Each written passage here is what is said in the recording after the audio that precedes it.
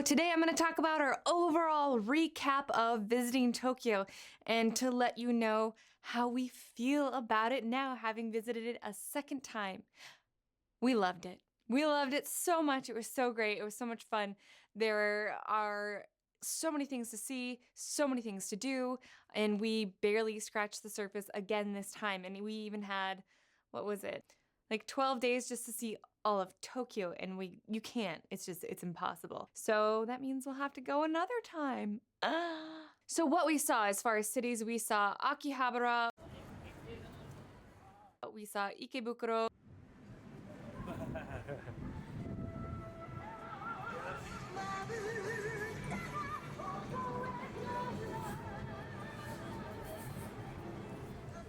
we saw Asakusa,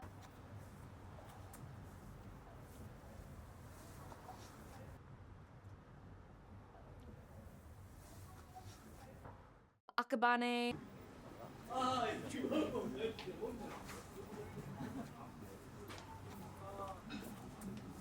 we stayed in Sumida, which is by the Tokyo Sky Tree.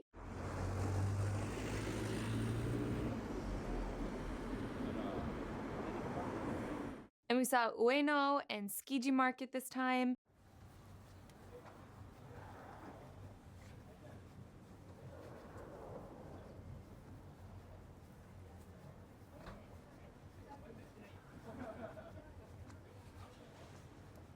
And we saw Ginza, Harajuku, we saw that last time, but we saw it again this time. Shinjuku.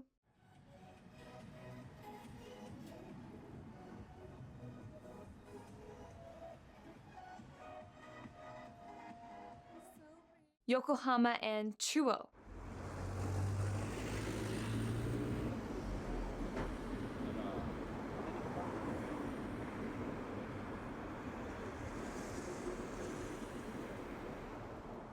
So we saw a lot more of Tokyo and its like inner prefectures, or I guess like in New York to compare, it'd be like the boroughs. But we still didn't see that much of them. We just kind of popped in and out of them because it takes a lot of time to see a lot of stuff. And yeah. Our thoughts on Tokyo. I made like a pros and cons list, so I'll start with the cons so we can end on a positive note. So the first thing that really started to annoy me towards the end of the trip, and that's just because we had been there for so long, it was colder than we're used to and we're traveling, so you kind of get haggard at the end of the trip, which you'll see in some of my other videos. I look like a crazy beast, but that's beside the point. What started annoying us was the pokiness of some people. And what I mean by pokey, it's not like they're poking us, but they are just slow and unaware sometimes. And we noticed that mostly in the younger generation, probably like our generation and younger, mostly girls too. Sorry, girls. They're very cute, but they'd often be on their phone and just be like, beep, bop, boop, don't have anything to do or anywhere to go. And when you're in a crowded area and you're trying to get around people really drive you up the wall, and then you can't get around them because a lot of times they come in hordes too. It's really crazy. There was also another weird thing that started happening. So in Tokyo, they drive on the left-hand side, similar to Britain, whereas in America, we drive on the right-hand side. So typically walking traffic is supposed to sort of follow the same standards as driving traffic. So you normally would pass on the right-hand side if you're American, and then you'd pass on the left-hand side if you are in Japan. And a lot of people follow that, but then some people don't. And when you're in a subway area and there's just traffic and people going all over the place, they would often do this weird thing where they would just laser lock onto you and walk straight at you. And normally people will stop and kind of like, oh, do that weird dance thing and try to adjust around you. No, they would like literally run into you while looking you into the eye. It was the weirdest thing that I've ever experienced. And so eventually I would just stop there and be like, please just go around me. I don't know what to do. It was kind of annoying. And that got more frustrating again towards the end of the trip when we were just like, tired. Where's our cat? Another con, it's not a big deal. It's just the whole language barrier, and also things are not necessarily written in the Western alphabet. So trying to figure out kanji and hiragana and all this stuff is like, don't know. So sometimes trying to read ingredients or trying to read something on a product, I had no idea. And one instance, I forgot to pack a couple of my staple cosmetics. I didn't bring mascara or my under eye concealer, which is like a big no-no for me. So I ended up purchasing some, but I couldn't really tell what it was. I just had to kind of go based on picture and then the description that says no panda eyes. And I was like, hey, I don't want panda eyes. I don't want raccoon eyes. So I'm gonna go with this, but it ended up giving me a rash underneath my eyes, which was really unfortunate. But I couldn't read what the instructions said and I couldn't read the ingredients or anything like that, so there's no way for me to look at it and tell what I was getting. So that's kind of like a bummer, but it's not that big of a deal. The only other downside I would say is for people with allergies, if you are going to a restaurant, you're a lot of times not going to be able to know what the ingredients are on a product or food item, and so that could be a little bit of a problem. If that is the case, you're going to want to come prepared with like a Google translated document that just says like, I can't have shrimp or whatever you can't have in your food, and then they will plan accordingly for you, or they'll help you pick out what you can and can't have, and possibly research the kanji and hiragana for the product that you cannot have, so that when you read the labels, you can at least spot that sign. And another con is that sometimes the subway signs were very confusing. We were trying to get out of one place, I don't remember where it was, but we were looking for the exit sign, and for the life of us, we could not find the exit sign. And we're looking at, and they usually have like this little green, tiny little green square with like a guy that's like, get out of here. And so we'd find one, and it seemed like it was pointing this way, so we'd go this way, and then there'd be nothing.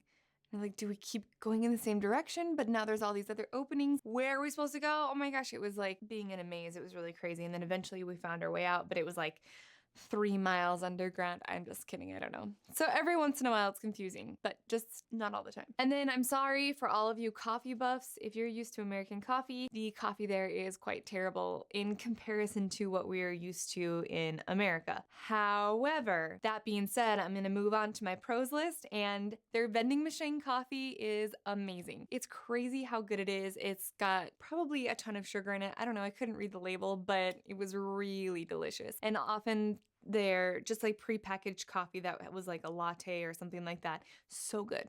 So freaking good. Oh my gosh. Yum.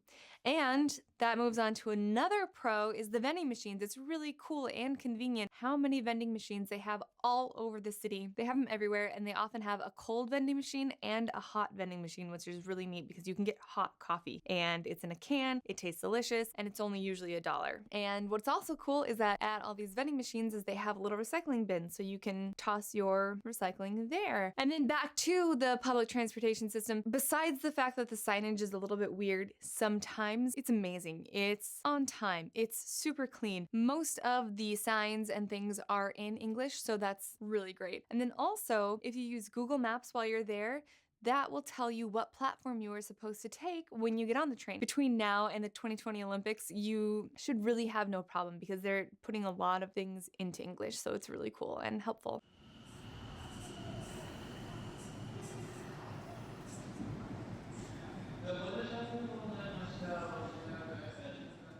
Not only are the trains and the subway areas really clean, the entire city is so clean, it's ridiculous. If you go to a big city in America, it's like, ooh, there's trash everywhere and it's dirty. You're not really sure what you're stepping in. But you go to Japan and it's like, holy crap, the streets are spotless. And their public bathrooms too, it's not scary to go in them. They're really, really clean. And they've got the smart toilets. They've also got certain functions that can heat the seats or play like a weird water sound while you're peeing. So it's like a privacy pee situation. It's really fun and okay, wait.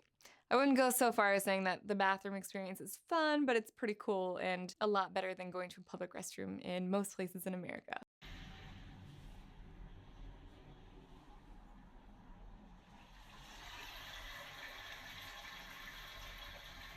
And then their convenience store and grocery store foods are really good. Like they're just takeaway snacks and little obentos or bento boxes that they have, like little lunch boxes. Really yummy and really cheap. We would get sushi probably almost every night just because we're like, what should we have for dinner? You want to just get sushi again? Yeah, let's just walk up to the grocery store and get that. And it was really easy. I would get this awesome tray of salmon belly sushi. And it was probably 5 or 6 pieces of the sushi. And then I would get the inari as well. And it cost me $8 for both of them. That's insane. We just recently went to the Korean market here in Los Angeles, and the exact same thing that we could get in Japan for $4 was like 16 to $20.